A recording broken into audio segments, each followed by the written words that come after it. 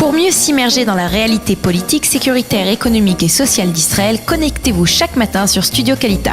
Daniel Haïk vous y attend pour sa revue de la presse. Voilà, c'est l'heure de la revue de la presse et des médias israéliens de ce dimanche matin. Tous les quotidiens israéliens, comme je vous le sous-entendais tout à l'heure dans les titres de l'actualité, tous les quotidiens et les sites d'information consacrent leur manchette en ce début de semaine à la crise gouvernementale provoquée par la démission du ministre de la Santé et leader du judaïsme unifié de la Torah, Yaakov Litzman. Comme nous vous le disions dès vendredi, Yaakov Litzman a été forcé, on peut le dire, de démissionner par son maître, le rabbi de Gour, qui est à la tête de la plus importante chassidoute d'Israël, puisque la chassidoute de Gour représente plus de 10 000 foyers en Israël et plus de 70 000 personnes. En fait, les sites d'information orthodoxes Kikar HaShabbat et Bechadre Haredim, rappelle que Yaakov Litzman avait été nommé il y a 2 ans ministre du gouvernement Netanyahou à la suite d'une décision et d'un verdict de la Cour suprême, et il avait été le premier orthodoxe à occuper ce poste depuis les années qui avaient suivi la création de l'État d'Israël. En effet, pour les orthodoxes, et il faut le souligner ce matin parce que c'est l'origine de cette crise, être ministre du gouvernement israélien signifie endosser une responsabilité entière des affaires de l'État. Tout va bien lorsque les affaires de l'État s'inscrivent dans le cadre de la halakha, mais cela pose un véritable problème de conscience aux orthodoxes lorsque ces affaires vont à l'encontre de la halakha, comme c'est apparemment le cas dans l'affaire des travaux d'aménagement des voies ferrées que l'État se dit obligé de programmer pour le Shabbat, de crainte de provoquer d'immenses embouteillages si ces aménagements se font en pleine semaine. Et donc, cela explique pourquoi tous les efforts entrepris par le ministre du Travail, Chaim Katz, pour satisfaire Yaakov Litzman ont échoué. Le rabbi de Gour a décidé que son disciple, son chassid, ne pouvait en tant que ministre endosser la responsabilité d'une profanation même infime du Shabbat. Il lui a donc ordonné de démissionner, ce que Litzman fera officiellement ce matin, probablement avec certains regrets.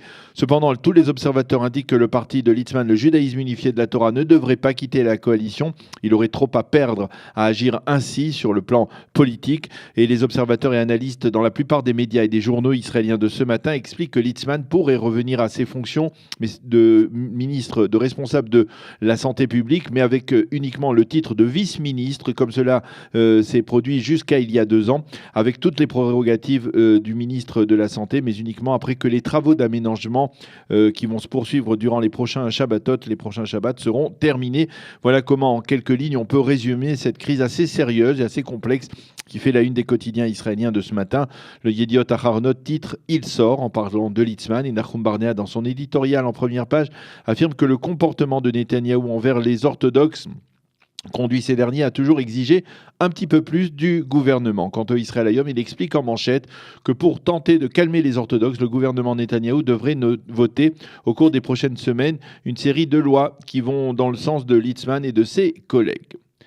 Tous les quotidiens israéliens publient ce matin des images douloureuses de l'attentat sanglant qui s'est produit vendredi durant la prière du vendredi dans la mosquée Al-Raouda de Bir Al-Abed, à 40 km à l'ouest d'El Arish, dans le nord du Sinaï. Cet attentat a coûté la vie à 305 fidèles qui priaient dans cette mosquée. Il en a blessé plus d'une centaine d'autres.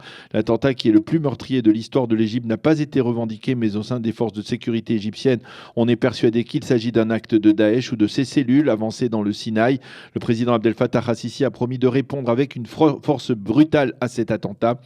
Les forces armées et la police égyptienne vengeront nos martyrs, a assuré le président égyptien, tandis que les autorités égyptiennes décrétaient 3 jours de deuil national. Il faut souligner que le Premier ministre Benyamin Netanyahou a condamné ce terrible attentat et présenté ses condoléances au président égyptien. Pour le Haaretz, cet attentat doit être considéré comme un échec cuisant des services de renseignement égyptiens qui n'ont pas réussi à le déjouer.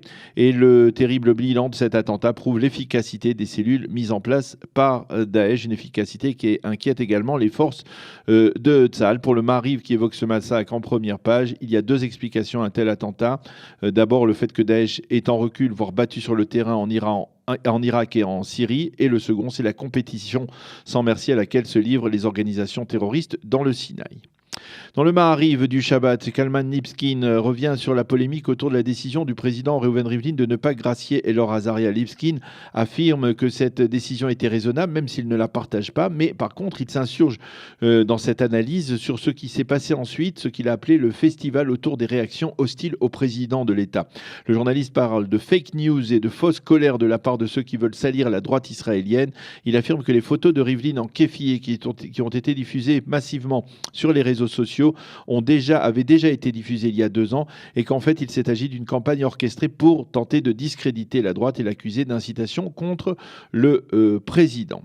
Et alors que le journaliste du Maariv s'insurge contre cette présentation falsifiée des faits, le site NRG souligne ce matin que lors de la traditionnelle manifestation des militants de la gauche israélienne qui protestent contre le conseiller juridique du gouvernement Avichai Mandelblit et contre ce qu'ils considèrent être la lenteur de son action dans les dossiers de corruption liés à Binyamin Netanyahou, un panneau a été brandi par des manifestants sur lequel on pouvait voir les 2 députés Likoud, David Bitan et David Amselem, comparés à des singes. Et sur le site NRG, le député Amselem affirme qu'à travers ce panneau, la gauche a remonté d'un niveau la violence verbale dans la société israélienne. Et puis, il faut souligner qu'en marge de cette manifestation, les journaux mentionnent également l'arrestation d'une militante israélienne dans une seconde manifestation qui s'est tenue hier soir également, mais cette fois non pas devant le domicile du conseiller juridique, mais devant celui de la présidente de la Cour suprême, la juge Esther Chayout, dans le nord de Tel Aviv. Cette manifestation avait pour but de protester contre le récent décret de la Cour contre l'expulsion des infiltrés illégaux d'Israël. Et elle s'est organisée à l'initiative des habitants du sud de Tel Aviv. Nous sommes venus rappeler à la présidente de la Cour le droit de citoyen dans la démocratie israélienne. Et à ce propos, le site i24 News en français indique que la ministre rwandaise des Affaires étrangères a déclaré jeudi que le Rwanda était prêt à accueillir près de 10 000 demandeurs d'asile qui vivent actuellement en Israël. Et nous terminerons ce survol de la presse israélienne par le reportage réalisé par Attila Champelbly. C'est son nom et c'est l'un des grands journalistes du site Ynet qui était il y a 2 semaines aux États-Unis dans le cadre de l'Assemblée générale des communautés juives, qui a pu constater sur le terrain que les juifs américains s'éloignent de plus en plus d'Israël. L'un des leaders du judaïsme américain lui a même affirmé que la rupture s'était produite après la décision du Premier ministre israélien Binyamin Netanyahou de ne pas mettre en application l'accord sur la création d'une esplanade pluraliste devant le Kotel. Voilà donc pour cette revue de la presse et des médias israéliens. Nous allons marquer une pause et on se retrouve tout de suite après une chanson d'Arik Einstein, pour parler avec Daniel Benaïm à l'occasion du salon de l'Aliyah qui se tient aujourd'hui à Paris. Ouf Gozal, un titre d'Arik Einstein. Pour mieux s'immerger dans la réalité politique, sécuritaire, économique et sociale d'Israël, connectez-vous chaque matin sur Studio Kalita. Daniel Haïk vous y attend pour sa revue de la presse.